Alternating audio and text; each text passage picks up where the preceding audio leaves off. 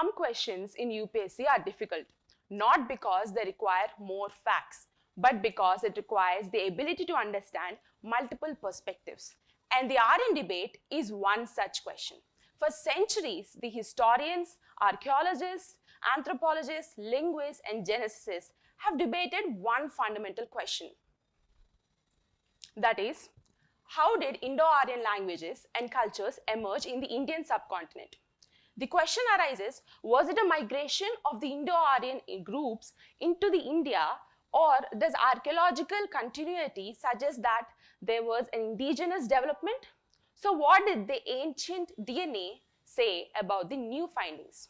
Or did it found out that there was human movement and interaction gradually?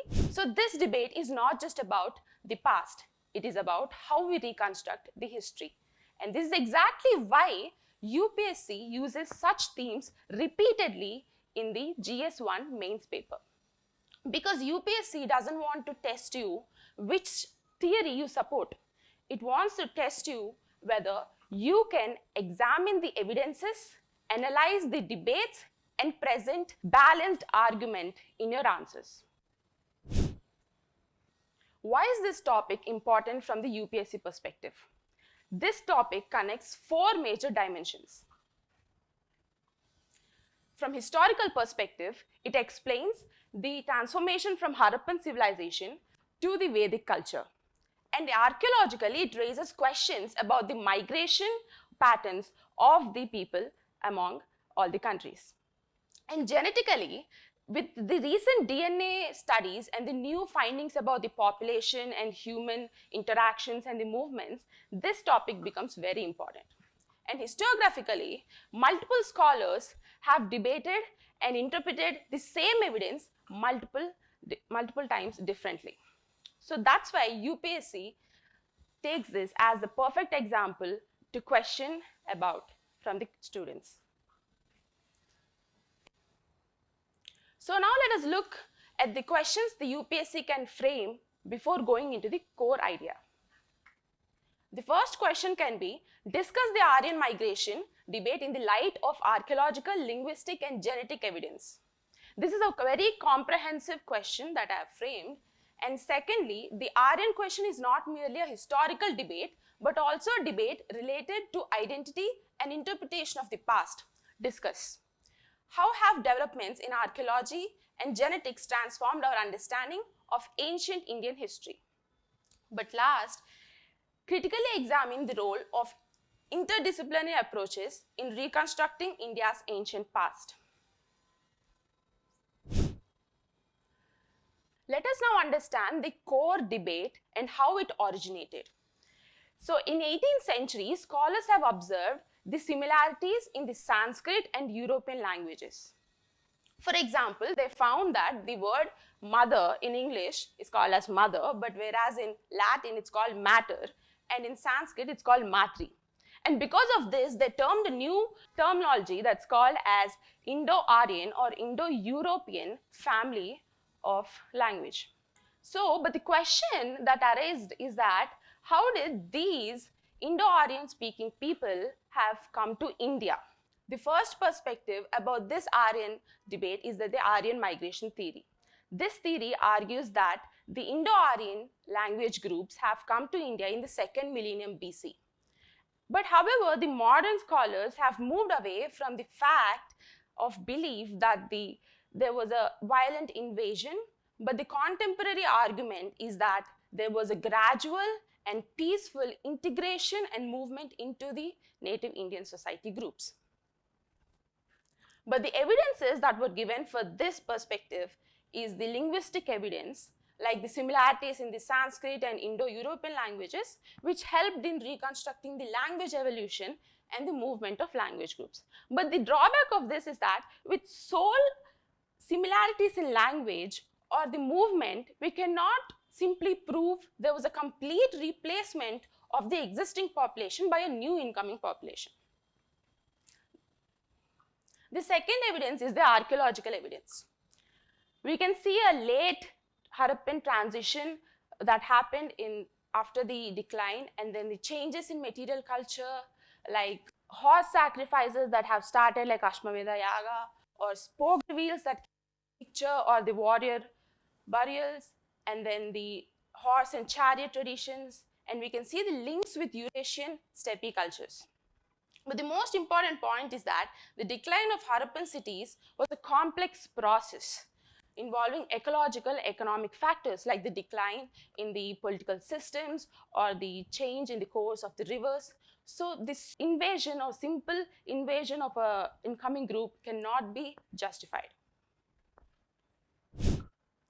Thirdly, the genetic evidence. We have seen the DNA studies that suggest that the Harappans belonged to India and did not have any of the steppe population genes. So, like for example, the Rakhigarhi DNA samples of a woman.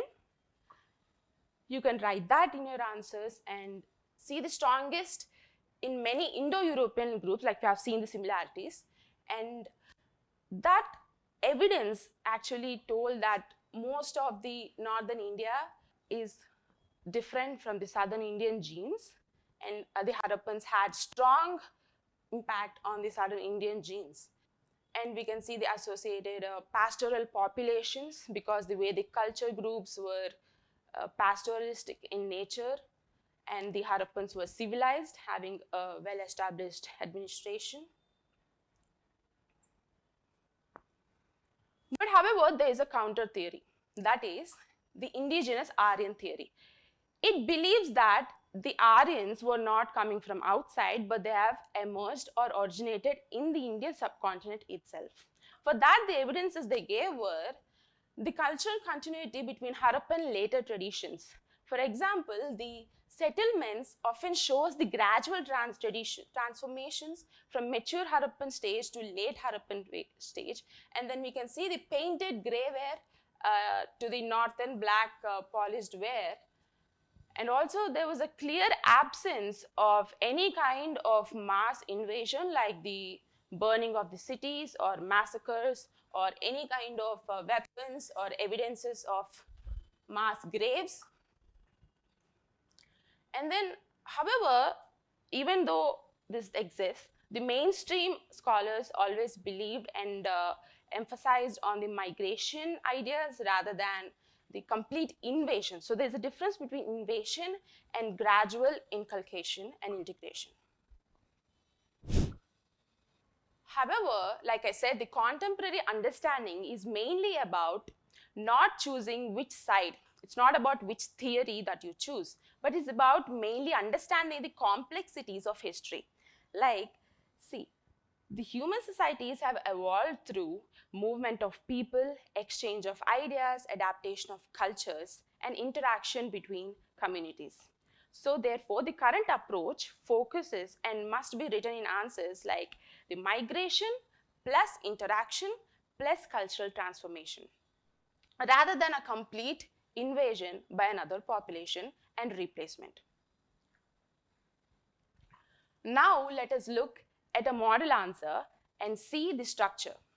The question that I have chosen is discuss the Aryan migration debate in the light of archaeological, linguistic, and genetic evidence. You can start with an introduction of 3 to 4 lines, briefly talk about the debate or the controversy that is involved, and write how it has included interdisciplinary things like the archaeology, genetics, anthropology, and historiography like we discussed in the earlier slide. And then for the body, you can start with the evidences. The first one, the most important, the linguistic one. You can give the substantive points like the Sanskrit's relationship with Indo-European language, and then you can give some examples like patri or matri and how it is in other languages, or you can give the names of the gods like Varuna, Indra, and Matsya and all of that. And then you can give the second, archaeological evidence. Like you have remember in your NCRTs, there was a mention of horse, Ashwa, 200 times in the Vedic literature, whereas it was not mentioned or anywhere seen in the archaeological evidences of Harappan civilization. And you can make that a differential point. So this tells an absence of invasive evidence. Then you can give the genetic evidence. The most important, the recent one, is the Rakhigarhi women's skeletal DNA samples that the scientists have decoded and found some important inferences. You can write about those points, the both and against points. And you can talk about the population movement evidences and the multiple ancestry components that belong to both the populations. And the last part is the critical evaluation. You have to talk about not just the debate, but beyond that, the futuristic approach. Like you talk about the counterpoints. The migration, that means the migration does not mean invasion, but gradual integration resulting in cultural admixture. We can put that because when two populations mix together, even though gradually, you find a different and new population. That's called a cultural admixture. And genes do not define culture, because multiracial Harappan society was a key point of the Harappan civilization. There were multi races, and we cannot say one genes or one race belongs to one particular social group. And you can tell that it requires multiple sources to come to a conclusion about a historical debate, because not simple genetics or archaeology is enough, because we have not deciphered the script of the Harappan civilization, and also there are many gaps between the timelines.